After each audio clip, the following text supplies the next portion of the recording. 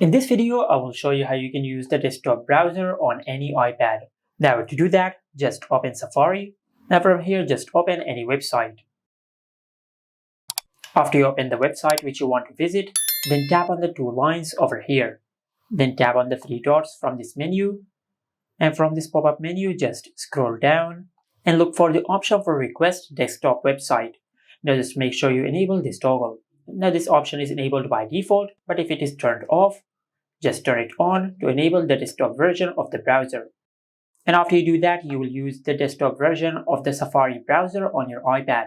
But if you're using another browser, like if you're using Google Chrome on your iPad, for that, just open Google Chrome. After you open Google Chrome, then just open any website. After you open your preferred website, then just tap on the three dots over here. Now just scroll down. And over here, you will find the option for Request Desktop Site. Now just tap on it. And after you do that, you will open the desktop version of Google Chrome on your iPad. And this is it. Make sure to like, comment, and subscribe. Thank you for watching.